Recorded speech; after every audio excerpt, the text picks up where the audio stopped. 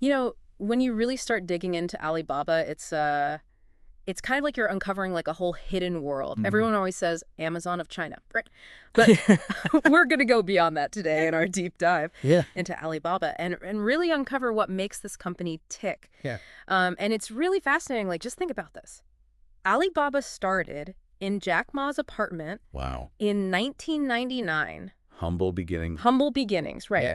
And now they're this massive digital empire. Like, Right. they handle billions of packages. It's They incredible. rival Amazon's cloud dominance, Mhm. and they're involved in almost every part of the Chinese economy. Yeah, you know what's so interesting about them is it's not just one company. Right. It's more like a digital galaxy, like you were saying. This sprawling online landscape Well, where you can buy anything you could possibly imagine. literally anything. Handmade scarf, Yeah. electronics, you can order takeout, Mhm. stream movies, you can even book a doctor's appointment. It's really unbelievable. All on Alibaba. It's like they're building the essential infrastructure for like this new digital economy, I think that's a really good point. which is what Amazon's doing here in the West. Okay, yeah. But Alibaba's doing it on like a whole other scale. So Yeah. how does this behemoth, how do they actually make money? Well, they generate revenue through 7 core segments. Okay. And we're going to get into all of them, but what's so fascinating is how interconnected all of them are. Right. It's a true ecosystem where each part kind of feeds into the others. Mhm. So let's start with their foundation. China commerce. This is Alibaba's home turf, Makes sense. where they're absolutely dominant with platforms like Taobao, which is basically their version of eBay, Okay. Tmall, which connects consumers directly to brands, Okay. and then 1688.com for all of your wholesale needs. Gotcha. So if you're shopping online in China, chances are you're doing it on an Alibaba platform. It's incredible. And it's that dominance in their home market that really put them on the map Yeah. and fueled their massive growth. But they're not just content staying in China, are they? No, not at all. No. They have huge ambitions beyond China. That's right. International commerce. Exactly. AliExpress, that's their global platform. Mm-hmm. I bet you ordered something on AliExpress just the other day. Oh, probably. Right. Yeah. And it got to your house like amazingly fast. It's incredible how fast it is. Right. Yeah. That's a testament to their logistics network, Kanyao, That's right. which deserves its own deep dive, by the way. Oh, yeah, for sure. But they're not stopping there. No. They're also into local consumer services. Absolutely. So they're merging your online and offline experiences. That's right. Need some food delivered. Elioch. LA.me, you need a restaurant recommendation. Kobe. Kube, like Yelp, Exactly. but with a uniquely Chinese flavor. Exactly. It's this constant drive for innovation that makes Alibaba so fascinating. I completely agree. They're not just reacting to trends, they are actively trying to shape the future. Mm-hmm. And speaking of shaping the future, Alibaba isn't just content being a marketplace, are they? Not at all. They want to be the backbone of the entire digital world. That's right. And that's where Alibaba Cloud comes in. Alibaba Cloud, that's right. They are directly competing with Amazon Web Services Wow. for global cloud dominance. I had no idea they were that big into cloud computing. Oh, yeah. That changes things. Huge, your player. They're not just selling products, Right. they're providing the infrastructure for the entire digital economy. The whole thing. It's amazing. Yeah. Of course, no digital empire would be complete without entertainment. Of course not. Alibaba knows this, which is why they're so heavily invested in digital media and entertainment. Makes sense. You name it, they've got it. They've got Youku, that's their version of YouTube. Oh, They've okay. got Alibaba Pictures for movies, streaming services, Yeah. ticketing platforms. It's the whole shebang. The whole They want a piece of that digital content pie. Of course. And they've got the resources to be a major player. They do. Yeah. And what I find so intriguing is their commitment to these innovation initiatives. Right. They're pouring money into AI, into mapping technology Yeah. with AutoNavi. They've even got healthcare, Alibaba Health. But like they're constantly exploring, pushing boundaries. They are. Yeah. It's unbelievable. It's really incredible. It's really incredible. All these different areas that Alibaba is involved in. Yeah, it seems like they're unstoppable, but Right. this relentless expansion can't come without its problems. Of course. Of course. And, speaking of which, their gold supplier system. Right. Remember that? Yeah. On Alibaba.com. It was supposed to build trust, like the seal of approval Yeah. for reputable businesses. Sure. But then back in 2011, Oh, yeah. This scandal erupted Right. when they discovered that fraudulent sellers had infiltrated the system. Yeah, that's not a good look. Not good at all. Yeah. And then on top of that, you've got these antitrust investigations that Alibaba's been facing. Right, right. So for those of us who aren't lawyers, Yeah. what exactly does an antitrust investigation mean? Yeah, so essentially it's when a government looks into whether a company is engaging in practices that are anti-competitive. Okay. Things that could hurt consumers or even stifle innovation in the market. So basically, they're trying to make sure that everyone's playing by the rules. Exactly. Making sure there's no monopolies. That's right, a level playing field. And I'm guessing in Alibaba's case, their dominance, especially in the Chinese market, Yeah. combined with concerns about data privacy and their expansion into all these new sectors, it raised some red flags. Right, exactly. That they became too big to ignore. I think that's a good way to put it. Right.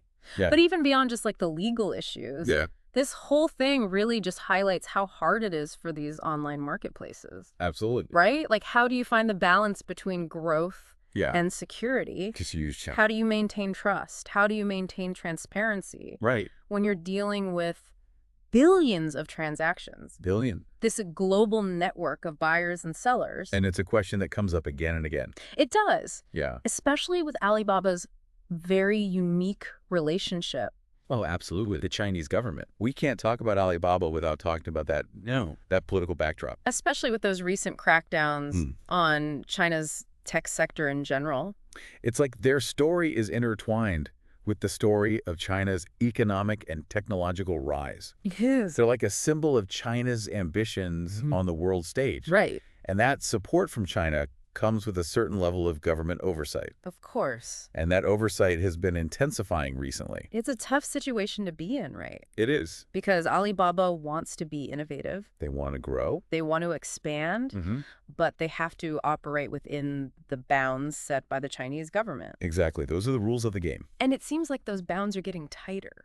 Yeah, it seems that way. The government wants to make sure that these tech giants don't get too big. Right. Don't get too powerful. Independent. Don't get too influential. Exactly. Outside of China's control. It's all about control. So it's a balancing act. It is. A very delicate balancing act. A delicate dance. And it makes you wonder, what does this all mean for e-commerce in general? That's the big question. What does it mean for technological innovation, not just in China, but everywhere? Absolutely. Will this increase scrutiny? Will it stifle innovation? Or will it just redirect it?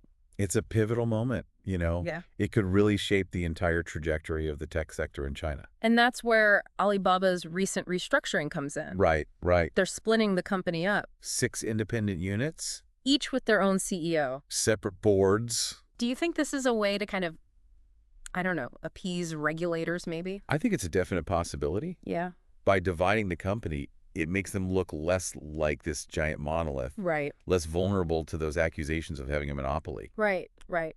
So yeah, this restructuring could be a way to kind of satisfy the regulators while still allowing them to pursue their growth ambitions. It's a smart move. It could be very strategic. But why should our listeners care about all of this? That's the key question, right? What's the relevance? Yeah, what's the takeaway? What's the takeaway for their lives? Well, for starters, Alibaba is more than just a Chinese company at this point. Right. They are a global player. Global. Their operations impact businesses and consumers all over the world. So understanding how they're navigating this relationship with the Chinese government, Yeah. it helps us understand what's happening in the digital world as a whole. It's not just about China. It's bigger than that. It's about the future of e-commerce. That's right. It's about data privacy. Exactly. It's about how technology and government influence intersect. Absolutely. It really is. Yeah, it's way bigger than just one company. Absolutely. It's global. Yeah, and I think that's why it's so important for people to understand this, Yeah. these dynamics, especially through what's happening with Alibaba. So if we're trying to sum this all up, Yeah. what's the main takeaway here? What can we learn from Alibaba's experience as we're, trying to make sense of this increasingly complex digital world? I think it comes down to this. Yeah. We're entering a new era Okay. where business, technology, geopolitics, they're all kind of blurring together. They're all intertwined. Exactly. And companies like Alibaba, they're stuck right in the middle of it. It's like a tug of war almost. Yeah. You've got businesses pulling one way, governments pulling another, Consumers too. and then consumers are right there in the middle. Exactly. So I think for anyone who's listening, Mm-hmm. whether you're an entrepreneur or just someone who's trying to understand what's going on in the world, Right. it just highlights how important it is to be informed. To understand the bigger picture. Yes, exactly. So the next time that I'm like, browsing for something on AliExpress or I'm using a service that's powered by Alibaba Cloud, Yeah. I should be thinking about these things. Okay. Like what's happening behind the scenes. Yeah. It's not just about finding a good deal. Right, right. It's about being aware of those political and economic factors at play. Because knowledge is power. Right. Exactly. But I guess beyond just our individual choices like that, Mm-hmm. what does all of this mean for the future of e-commerce as a whole? Right. Is this tension that we're seeing, this tension between innovation and regulation, is that the new normal? It's definitely a trend that we're seeing globally, Yeah. and not just in China.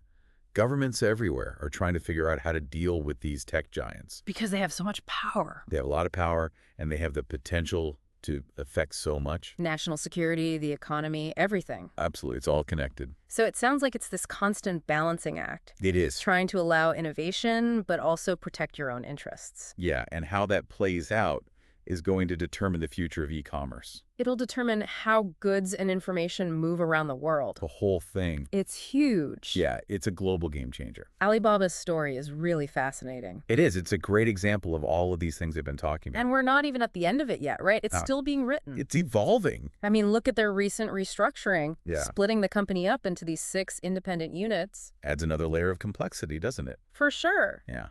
We were talking about how it might have been to kind of appease regulators, Yep. but it also makes you wonder, could this actually help Alibaba grow even faster?